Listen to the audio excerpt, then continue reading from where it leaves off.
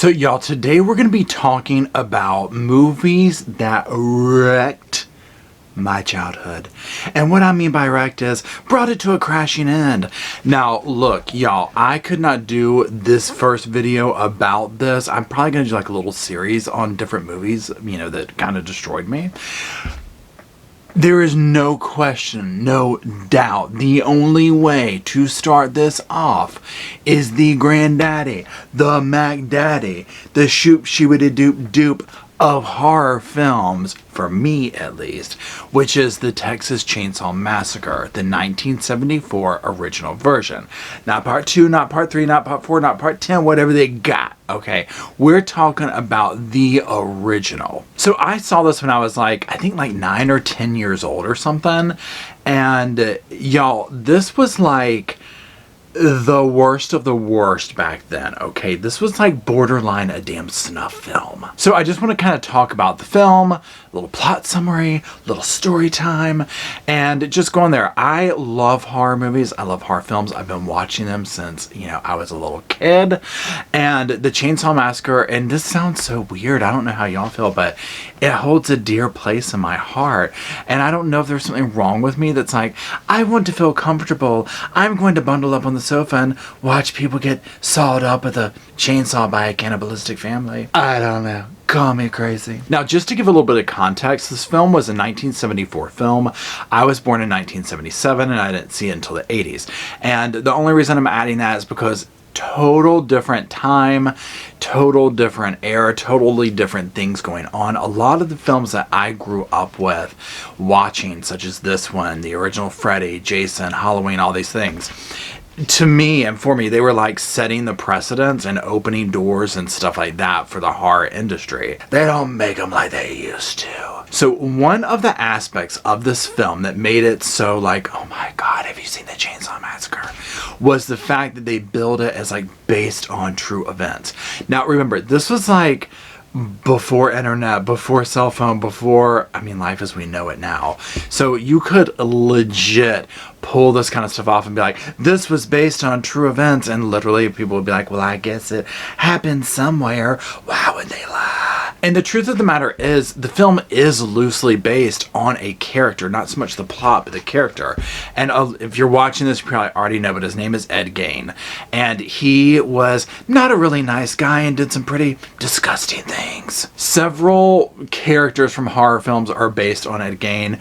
Norman Bates, Hannibal Lecter, Mr. Leatherface, Mr. Sawyer, Mr. Chainsaw Massacre, so it pulled from all these things, and that did add the eeriness. Now, I didn't know that when I first watched it as a child, so, again, 9, 10 years old, whatever I was, and seeing the, 1974, a few friends set out, and and you're just oh my God, this really happened. So, going into it, that's part of what added to this film. Now, another thing that added to it is, yes, the film was banned and all this kind of stuff. This film took things to another level, okay? There was always kind of this invisible thing of the horror industry, or whatever you want to call it, entertainment, being there's a line in the sand, we've drawn it right here, nobody crosses it. Well, the Chainsaw Massacre came around and it was we're crossing the line, we're stomping the line out. By the time I saw this film, I had never seen power tools be used in this way in horror films. Using a chainsaw was almost kind of oh God, not the chainsaw. Now there's other things that took place in this film that was also oh my God, you did that to him. Now overall, one of the things that really added to this gritty, realistic aspect is the low budget that they used. Now I don't want to sit here and just say, oh, that was easy, they did a low budget and it, made it all that, because people do this all day long and they turn out crappy movies. I just think that lightning struck with this film. I think all these very talented, unknown people, for the most part, came together and put this film together, and just all the makings were there. But it gave it this extremely realistic feel, almost like you were part of the set, you were watching it with a home video camera type thing. Now, Tobe Hooper was the director of the film. He also co-wrote and produced it. Now, again, he would go on to do Poltergeist and things like this, and work on some other Chainsaw movies. This movie, definitely was put him on the map in regards to the horror world and things like that. And I mean, because this movie blew up. So he was kind of behind the scenes doing his thing with it, making this vision come true. Now, they made this film with like less than $140,000 and it grossed over like 30 million. So I mean, that's the level of blowing up we're talking about. So now the film takes place in Central Texas, and it was shot again on a very low budget, and it was shot during the middle of summer. Now, here's the thing. Y'all do the math on that. Central Texas, middle of summer. You can imagine what the heat was like. Now, for me, you want to talk about a horror film, is the middle of summer in Texas alone. We don't need to get into damn chainsaws and stuff like that, okay? Just that alone is a horror film, part 1, 2, and 3. But that part right there, you can tell when you see these people that they are miserable, they are hot, they are dirty, they are sweaty, and the actors will all say, yeah, that part's real. So what is going on in this film is there's a couple of characters. So Sally is the legendary survivor girl. She will go on to great things in this movie. And she's essentially our main character. And there has been something that's taken place in Central Texas, which happens to be where her and her paraplegic brother Franklin are from. So some vandalizations and things like that have been going on. And Sally's like, hey, y'all, look, some real shady-ish has been going on near Granddaddy's place in Central Texas. I think instead of staying clear and safe, we should load everyone up and go into the center of it. Now, of course, she's going to have a little cast of expendable characters that will get slaughtered one by one. So they all load up in this van and they go. Now, here's the first part. So remember how I said it's, Central Texas, it's the summer. These opening scenes where you're seeing them travel through Texas, you feel the heat, you can smell the body odor. Just that alone, you're like, oh my God. Well, they're going on the trip, they're establishing whatever. And the first absolutely horrendous thing that happens is they see a hitchhiker. Now remember, this is back in the day where hitchhiking was completely normal. And I can't wrap my mind around that at all at this point. And especially, I don't care how normal it was, if I saw this dude trying to catch a ride on the side of the road, I'd be like, oh, hell no. So they pick this dude up and they're going along, and of course he looks disgusting, he's horrifying, and he's very greasy, very slimy, very that. So he's in the van and he's talking about how, the slaughterhouse and they work there and how they kill cows and just stuff that you wouldn't talk to people who you don't know and whose car you just got into. Now, remember I mentioned Sally's paraplegic brother Franklin. So Franklin's in the car. Now, Franklin's character is very whiny, there's something about him that gets on your nerves. I mean, he's just like very complaining. And he will say in interviews, he's like, you know what? I stayed in character the whole damn time. And literally when we weren't filming, like people could not stand me. He was like, it is what it is. And people were like, yeah, pretty much. He was horrible. So you have Franklin in the car. You have the weirdo hitchhiker, whatever. So all this stuff's going on. At one point, the hitchhiker pulls out this camera and he takes a picture of Franklin. He's like, it's a good picture. $5. It's a good picture. Of course, they're like, yeah, no thanks. That's awkward. So he ends up burning this picture. Now, Franklin had a knife at one point, and the little hitchhiker man had some kind of blade that he had cut his hand open with. And so all this comes to a head, and he grabs Franklin's arm, and he's like, wee, wee, wee. And Franklin's like, oh my God, I'm going to squeal like a pig. And it just ensues. So they freak out. They pull over. They're like, get out of the car. The ride is over. So this dude's smearing blood on their van and going, and they keep going, and they're just like, oh my God, girl, what was that? Now, okay, so real life, I know there's like a version of this is what you have to do in the movie to keep it going, and this is real life. First of all, I wouldn't have gone. I wouldn't have been on the trip. Secondly, I wouldn't have picked the guy up. Thirdly, when that happened, I would have been like, y'all can take your asses on to Granddaddy's. My ass will start walking back. I don't care that it's 300 degrees outside, because that right there is nothing but foreshadowing. So they continue going. They're almost out of gas. They stop at a gas station. Of course, like horror movie plots, it's we're out of gas right now, but we'll have some maybe by tomorrow. And of course, they're like, hey, we've got a bright idea. Why don't we find Sally's homestead? We'll spend the night, okay?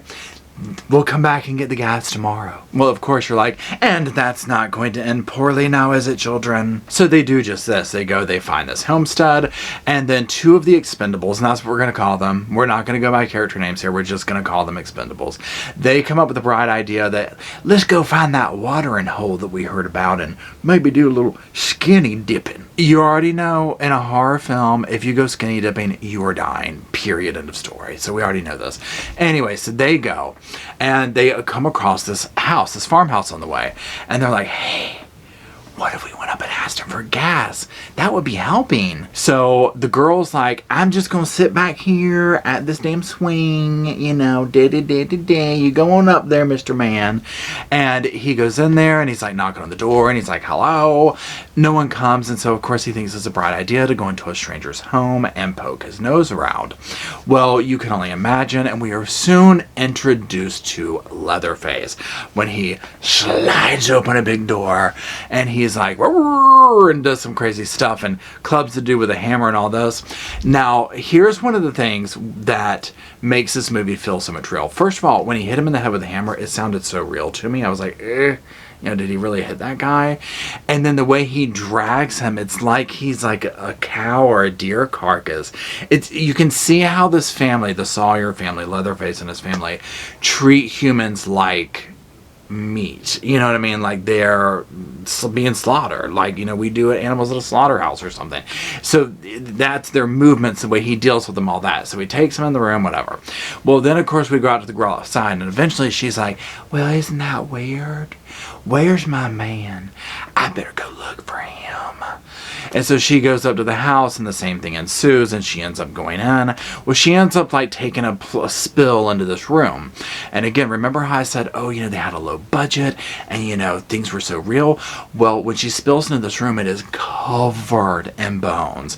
Animal bones, people bones, you name it, bones. And one of the things that they did is they used real carcasses and stuff in this film. You can smell the stench through the TV. So she does this and then she's like, oh hell no, I'm gone. And so she goes out, and this part always gets me because Leatherface comes back out. He comes out of that little room and it's like she almost gets away, but he grabs her and he's so much bigger than her and she's flailing all around and he just drags her back to that room. And then this is, to me, is one of the scenes where I'm like, this is horror movie genius. He picks her up and he hangs her on a huge meat hook. You don't see blood. You don't see the hook come out of her. You just see the look on her face. And you know, I mean, imagine somebody hanging you on a damn hook like that right now. It would hurt like hell. So she does this. Well, her boyfriend is splayed out on the table right here. Then she has to watch him fire this chainsaw up and saw the boyfriend up in front of her. Now, she is going crazy. She is screaming. She's holding on to the thing. You can feel the pain. You can smell the chainsaw. That's what makes the movie so real. Now, obviously, what will happen back at the other place where all the kids are is one of them will be like, where'd they go? Let me go check on them. Nothing bad will happen, do you think? This, of course, ends up with the next expendable going, finding his way to the home, making his way in there. Leatherface meets him. It's not a good meeting. They don't have a second date. Now, all this adds up to our 2 last main people, Sally and Franklin. So, of course, eventually Sally's like, look, it's all dark. This is getting, something's not right, okay? We're going to go find them. And Franklin's like, Sally, I'm coming now. And, of course, you know, he's in his wheelchair, so it's like, dude, you know, this is the woods here. Long story short, they end up, she's pushing him to the woods. You can feel her struggle, and he's bitching and complaining, and he's like flashing his light, and they're yelling out for their friends, and the whole time you're like, oh my god, oh my god, oh my god, it's killing me. Okay, and so then you're just like, this is not going to end well.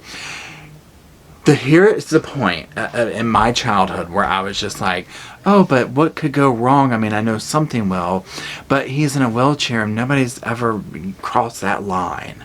You know, you just don't do that, okay? You know, well, not the Chainsaw Massacre. So then, all of a sudden, Sally's like, I hear something. Franklin, hush up. Well, before you know it, the damn Chainsaw Massacre jumps out and fires that saw up and goes to town on Franklin. And you're just like, oh my God. Sally is such a wonderful screamer. It's like, you do think she's gone insane. Well, she's screaming while he's chopping her damn brother up, and she makes a run for it. Of course, she runs right to the damn chainsaw man's house. She runs in there, and this is where this whole chase ensues. And one thing that they do really well in this movie, I think, is I call it the claustrophobic effect, where he almost gets her. He's almost there. She makes it in the door right as he gets in there. He saws up his own front door. Now, she will end up going in there, running upstairs, and she sees what she thinks are two people, and she's like, oh my God, please help me. Well, when she turns or whatever, she turns to look at him, she sees that it's basically two corpses. Now, one of them will become prevalent later on. Then Chainsaw Man breaks in. She has to jump out the top window. It's dramatic. She ends up finding her way back to the gas station with a friendly man who is going to help them out, and you're just like, oh, thank God it's over. I can't take anymore. And then he's like, you find out, oh my God, this guy's batshit crazy too. So he's beating her with a damn broom and puts a bag over her head, and he takes her back to the damn house. Well, when they get there, they don't realize, he shows up at the same time, the hitchhiker from before. So this is all going on. So now it's Sally, the hitchhiker, the man from the gas station, and Leatherface, who is now going to put on his like evening attire, which is a human face mask with like lipstick on it and a little cooking type apron thing. So Sally is at the family dinner table, and this is another one of those cinematic, just historic moments for me. Now, they will say in subsequent interviews and stuff, they'll be like, look, that house is well over 100 degrees, okay? They'll say that all those rotting bones as carcasses, the chicken head that's stapled to the table as the centerpiece was really rotting. They were like, the stench was horrific. Okay, and you know it is. I mean, you can just see the actors and stuff, and you're like, they just, gross. Now, the guy who played Leatherface would say, you know what? They didn't ever want to wash his costume or whatever, because they only had one, and they were afraid of ruining it. And he was like, by the end of filming, that thing, it could stand up on its own. He was like, it was disgusting. I mean, this was going to be full of sweat, fake blood from animals that they got from the slaughterhouse, you name it. So they have Sally there. She's tied up, all this stuff, and they're taunting her and all that. Well, then remember the guy that she saw upstairs? They bring him down, and that's Grandpa, the most famous slaughterhouse worker. And so they're basically like, look, girl, you're going to be for dinner, okay? Well, they want Grandpa to, revisit old times, and he's going to be the one to take her out. So they take her, and they put her head over a bucket, and they put a hammer in Grandpa's hand. And again, this is one of those where he's hitting her on the head, and he's basically like a skeleton. I don't know how he was even alive. But it's like, it's so real, the blood and the sound of it. Well, he can't do it, so they cut her finger and they feed it to him, her blood. And he starts sucking on her finger, and that's how you know he's alive. And you're just like, oh, no. Okay, this is a no. So there's that. So all this is ensuing. Something takes place. She breaks free. She crashes out the front window, and everything's bright and light. And you're like, whoa, this is different. Now, she is covered from head to toe in blood, okay? She looks like she survived the Texas Chainsaw Massacre. And guess what? She does. Now, Leatherface doesn't like this. He fires his saw up, and he is like, brother, come on, let go. So they're chasing her down the road, and Leatherface is going, the brother's like stabbing at her with his knife or whatever, and it's almost like a cat playing with a mouse. Well, she gets up to the main road, and the brother, the hitchhiker guy, follows her. He ends up getting run over almost instantaneously by a tractor trailer, which causes the tractor trailer guy to be like, oh my God, I just killed somebody. So he stops, not knowing, like, dude, just keep going, okay? So he stops and gets out, and then he's like, oh shit, a damn chainsaw. And he's like, girl. And he ends up getting back in, whatever, and going. Now, another trucker will stop by. Sally would get in. It's very close. And the closing shot is the truck driving off, chainsaw man dancing in the, road, waving his chainsaw around. And it's like this manic moment. And Sally's laughing in such a way that like, oh yeah, this girl ain't ever going to be right. Yeah. So when I first saw the movie, I remember my older cousins told my mom, like, yeah, that one's, Friday the 13th is okay, but Chainsaw Massacre needs to be off limits. He needs to be a little bit older. And I mean, I bugged my parents to see it. And the first time I watched it actually was with my cousins. So my mom was like, I'll let you watch it, with Matt and Rob. Those were my cousins. And of course, I was wanting to impress them and not be like, a little wussy or whatever. And so I was like, oh, it wasn't bad. It wasn't bad. Yo, when I tell you, I don't think I was right. I still might not be right. I looked behind the shower curtain for the rest of my damn childhood for sure, okay? Now, I was the type of person, and I think most kids are, and sometimes it's still this way, where, of course, I was like, I have to watch this again. I can remember renting that movie and watching it during broad daylight with my parents' home and being like, I have to stop it every 20 minutes because it's scaring me so bad, okay? But that is how, that movie destroyed me. To this day, I think it is the best Chainsaw Massacre film that has ever been made. Nothing can top that. Now, the director would say, you know what, I wanted to make it there's a lot of dark humor that I don't think people got in it. And he incorporated that in part 2, which that's a whole other video. And I'm just like, yeah, I'm not seeing the dark humor. Maybe in some spots, but overall, it's just like, dude, no, this is like a disturbing movie, and I am here for it. Now, if you are still watching, thank you for sticking around. I appreciate it. Be sure to check out my other channel where I go over true crime news and all that's related to that. And don't forget to subscribe and like the video if you like this. I'm going to be making more to talk about my love of horror films and all things slasher. Thanks again for watching, and I'll see you later.